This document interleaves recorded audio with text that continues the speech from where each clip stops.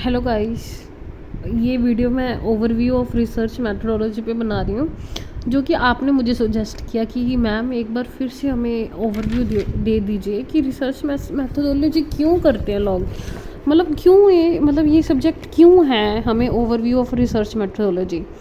तो मैंने आपके लिए बनाया। देखो बच्चों, ये रिसर्च क्या है, देखो इसके नाम से ही पता लगता है सर्च कि फिर से दोबारा हमें क्या करते हैं, एक सर्च करते हैं। इस रिसर्च देखो हर एक फील्ड में करते हैं। देखो ज़रूरी नहीं है कि रिसर्च सिर्फ एक ही फील्ड में होता है। एमबीए वाला स्टूडेंट पढ़ रहा है तो सिर्फ वही रिसर्च पढ़ रहा है, नहीं। देखो साइंस वाला स्टूडेंट भी पढ़ता है, साइकोलॉजी वाला भी पढ़ता है, सारे पढ़ते हैं रिसर्च, क्योंकि रिसर्च क्या है, बहुत ज़रूरी चीज़ है। देखो एग्जांपल ले लो, जो आजकल का इन्वायरमेंट है ये रिसर्च पे तो डिपेंड है। देखो तुम्हारे पास जो इतनी टेक्नोलॉजी बन रही है, ये नॉन मेडिकल फील्ड की पढ़ाई है, चलो ठीक है। नॉन मेडिकल फील्ड में जब नॉन मेडिकल फील्ड में जो इंजीनियर है वो इतना कुछ बना रहा है, वो साइंटिस्ट है, इतना कुछ बना रहा है। वो कैसे बना रहा है? वो एक रिसर्च ही कर रहा है। पहले क्या था, अर्ली मैन थे। अर्ली मैन ने क्या बनाया, उन्होंने थोड़ा सा वो स्टोन्स को रगड़ा तो उसमें क्या निकला, फायर निकला। तो उसी ज़माने से लेके आजकल के टाइम पे देख लो कि कितनी डेवलपमेंट हो गई है। कितने अच्छे अच्छे गैस आ गए हैं, इतने अच्छे अच्छे एसी आ गए हैं। ये सब क्या है, टेक्नोलॉजी है ना। ये एक रिसर्च हुई ना, उसी बेस पे रिसर्च हुई कि कैसे हमने स्टोन्स को रगड़ा तो कैसे एक फायर बनी, कैसे डेवलप हुई। तो उससे ये क्या हुआ, उसके बाद हमने फायर को नए नए टूल्स लेके आए, नए नए टूल्स पे रिसर्च किया कि कैसे कैसे हो सकता है, कैसे कैसे टेक्नोलॉजी आ सकती है। तो वो वाले फील्ड इंजीनियर ने भी तो क्या किया, रिसर्च ही करा ना।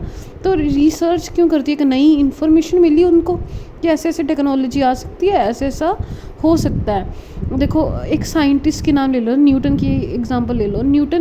न्यूटन ने क्या किया, न्यूटन ने जब पेड़ के कितने पहले भी तो सेब गिरता था, पेड़ से नीचे गिरता था, तब किसी को जिज्ञासा ही नहीं थी। देखो रिसर्च वही कर सकता है जिसको क्या हो, थोड़ी सी जिज्ञासा हो, मन में हो कि हाँ मुझे रिसर्च करना है। फिर रिसर्च से क्या मिलता है, एक नई इन्फॉर्मेशन मिलती है, न्यू हैंड इन्फॉर्मेशन मिलती है, एक नया रास्ता मिलता है, एक नया पाथ मिलता है। तो वो होती है रिसर्च। देखो एक न्यूटन की एग्जांपल दी, तब उसने भी तो क्या, उसके अंदर क्या थी, जिज्ञासा थी।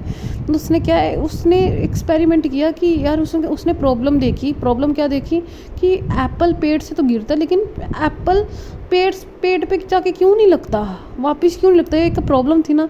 अब कोविड-19 है, चाहे डॉक्टर की ले लो, वो एक मेडिकल फील्ड की बात हो गई ना।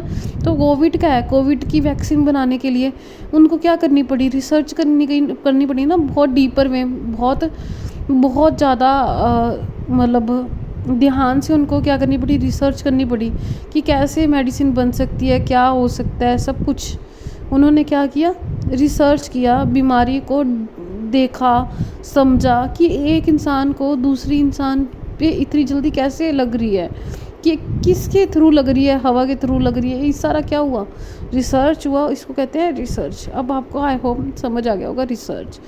देखो मैं एक डेफिनेशन दे रही हूँ। डेफिनेशन ये आप जो डेफिनेशन पेपर में लिखा है, तो आप एग्जैक्टली डेफिनेशन लिखा ना, तो जिससे आपके नंबर, मतलब जो आपको 16 नंबर का क्वेश्चन है तो एग्जामिनर आपको 3 नंबर पक्के दे देगा। देख लो रिसर्चर क्या कहता है, research comprises defining and redefining problems. पहले क्या है, रिसर्च क्या हेल्प करती है, डिफाइन और डिफाइन करने के लिए प्रॉब्लम्स को। फिर उसके बाद हम क्या करते हैं, फॉर्मुलेटिंग हाइपोथेसिस। हमें क्या है, अलग अलग टेस्ट टेस्ट करने पड़ते हैं उस प्रॉब्लम के बेस पे। फिर ऑफ सजेस्टेड सॉल्यूशंस कलेक्शन। फिर हम क्या करते हैं, कलेक्शन करते हैं, प्रॉब्लम पहले समझते हैं, फिर हाइपोथेसिस बनाते हैं कि ऐसे ऐसे प्रॉब्लम को कैसे फॉर्मुलेट होती है, कैसे कैसे हम क्या है, अजम्पशंस जिसको कहते हैं, अजम्पशन करते हैं कि कुछ ना कुछ अपने आप से दिमाग से ऑब्जर्व करते हैं, ठीक है ना।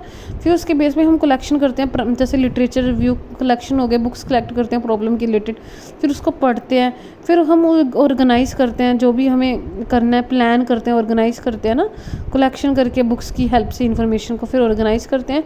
फिर इवेल्युएट डाटा, फिर डाटा इकट्ठा करते हैं, प्राइमरी हो गया, सेकेंडरी हो गया, सब कुछ, फिर कैसे करना है, फिर मेकिंग डिडक्शन, फिर उस जो भी इंफॉर्मेशन हमें चाहिए उतनी हम रखते हैं, बाकी हम क्या करते हैं डिडक्ट ख़त्म कर देते हैं। एंड रिसर्च कंक्लूजन्स, फिर उसके बाद हम क्या निकालते हैं, रिज़ल्ट निकालते हैं।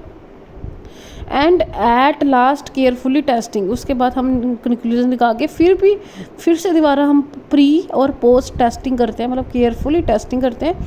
एंड कंक्लूजन्स टू डिटरमिन, जो कंक्लूजन है उससे हमें क्या मिलता है, the whether they fit the formulating hypothesis, वो हमारे टेस्ट से जो हमें प्रॉब्लम है वो लागू हो और उसका आंसर मिले, हमें सोल्यूशन मिले।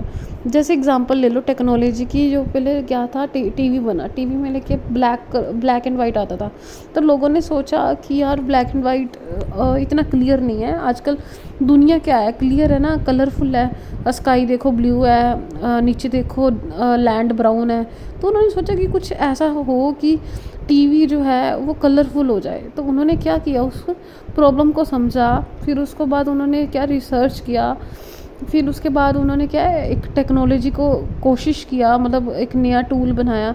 ये सारा कैसे संभव हुआ, ये सब रिसर्च के हेल्प से संभव हुआ। आई होप आपको समझ आ गया होगा।